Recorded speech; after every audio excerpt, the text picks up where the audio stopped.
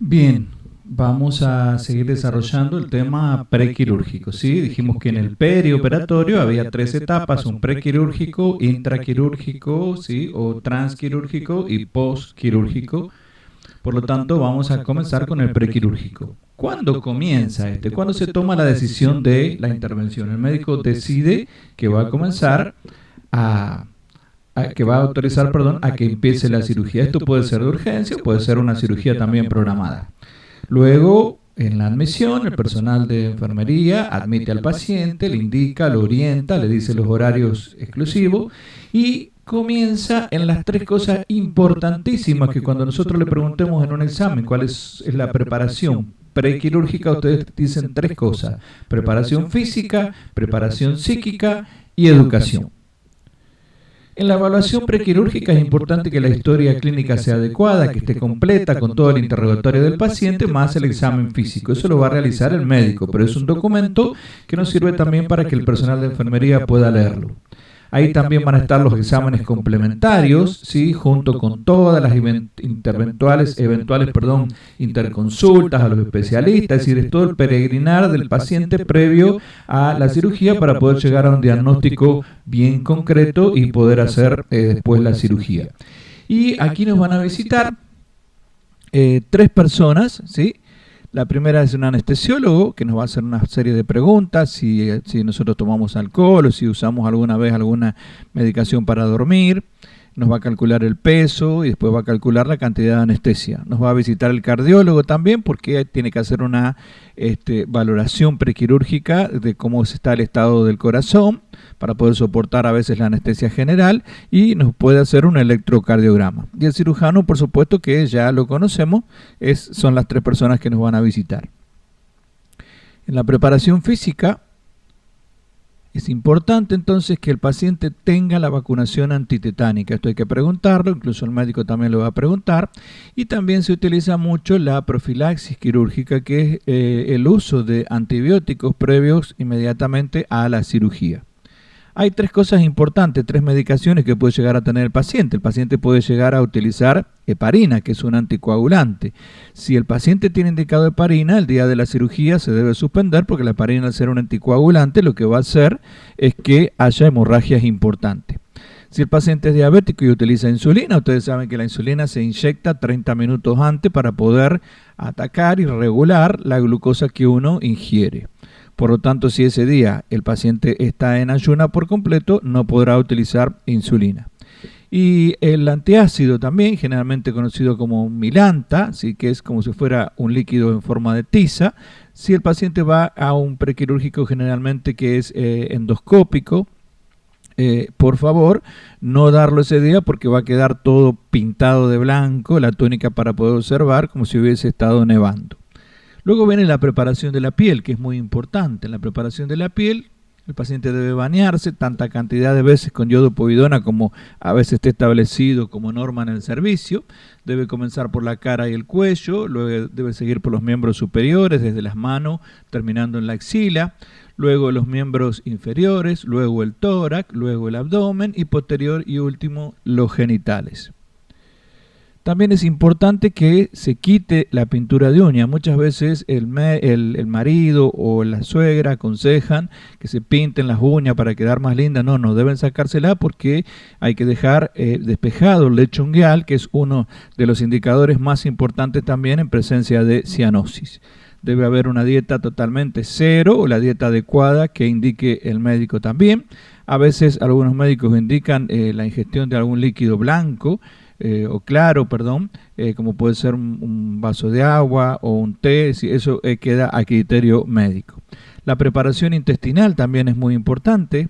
Aquí hay que eliminar las heces y hay que hacer una incisión en el colon o el intestino delgado.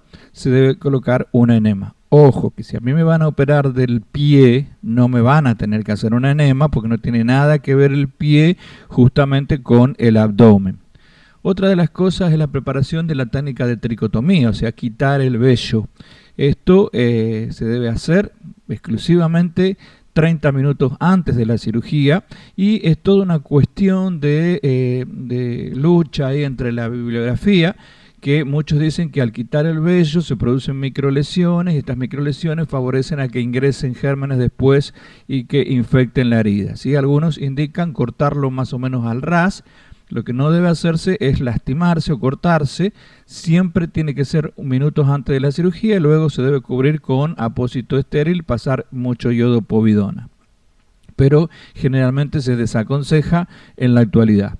Y después se prepara al paciente, debe estar desnudo, con una bata, un gorro, con botas, se sube a la cama, se le debe quitar la dentadura postiza, todo lo que sea alhajas, y se debe enviar al paciente con la historia clínica también arriba de la camilla. Esto generalmente es un camillero quien traslada al quirófano, pero debe ser acompañado por el personal de enfermería. Luego existe algo que se llama consentimiento informado, ¿sí? Este consentimiento informado es una manifestación expresa de la voluntad del paciente, ¿sí? Acerca de un tratamiento o atención médica a recibir y los riesgos y beneficios que implican para su salud. Es decir, que yo autorizo al médico a que me haga todo lo que considere necesario, ¿sí? A veces autorizo a que me filmen durante la cirugía, a veces autorizo a que hagan, si por ejemplo encuentran un tumor, a que me saquen el hígado y yo no estaba programado. Lo que hace esto entonces, a través de los derechos humanos, es que exime al profesional de cualquier responsabilidad. Esto suele pasar a veces en las cirugías de rinoplastía, o sea, cirugías de corrección de nariz, cuando se hace una desviación por una causa que el médico no tenía voluntad, entonces nadie le puede decir que yo quedé con la nariz torcida, hay que hacerme juicio por mala praxis, porque en realidad yo he firmado un consentimiento informado, ¿sí? Aunque sí después podría ser también una mala praxis si el médico utilizó una técnica que fue incorrecta. Luego viene la preparación psíquica, ¿sí? Aquí es muy importante el escuchatorio, escuchar al paciente previo a la cirugía, todo lo que tenga, disminuir la ansiedad y trabajar los miedos, ¿sí? ¿Miedo a qué? Miedo a la cirugía, hay que explicarle. Miedo a la anestesia, hay que explicarle los tipos de anestesia, qué puede pasar.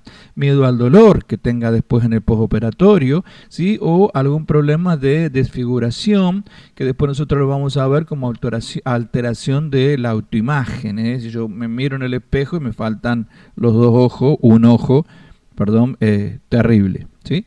Y por último viene la educación, que esto es muy importante. ¿Y qué vamos a educar en el preoperatorio? Vamos a hacer lo que se llama imaginación guiada. Le vamos a enseñar al paciente que cuando aparezca el dolor, cierre los ojos, imagine que está en el mar, que vienen las gaviotas, que viene un vientito, que está volando por un montón de flores arriba de un jardín. Pero ojo, si a mí me cortaron los dos miembros inferiores y ustedes vienen y a que yo cierre los ojos y que mire la paloma o la gaviota y tengo un dolor tremendo, este ejercicio no va a ser válido como educación, porque yo voy a necesitar un analgésico muy potente para poder calmar el dolor. Otra forma de educación también es enseñar ejercicios respiratorios, a respirar profundo y a relajarse. Esto hace que se liberen endorfinas y las endorfinas, por supuesto, que actúan como analgésicos en el organismo. Otra de las cosas es la tos asistida. Hay pacientes, van a ver que cuando se haga la anestesia general, como se produce un paro respiratorio, el anestesiólogo debe introducir un tubo endotraqueal y puede conectar al paciente a un ventilador artificial. Al retirar el tubo, esto produce tos, las secreciones también. Imagínense querer toser cuando el paciente tiene 18 puntos en el abdomen. Hay que ser bastante guapo para poder hacerlo. Entonces el personal de enfermería debe educar con la tos asistida, debe enseñar a apretarse fuerte con una almohada, tomar mucho aire profundo, y cuando vamos a producir la explosión de la tos, nos apretamos muy fuerte con la almohada y entonces y hacemos la explosión de la tos, y esto va a disminuir totalmente la presión que hay sobre la sutura y vamos a evitar la dehiscencia, ¿se acuerdan? O a veces la evisceración, con esas palabras que ya habíamos aprendido. Y por último también invitar al paciente a hacer ejercicio pasivo, o sea, movimientos pasivos significan que la enfermera es lo que lo va a mover y los movimientos activos significan que es el paciente el que va a hacer fuerza para mover los miembros inferiores.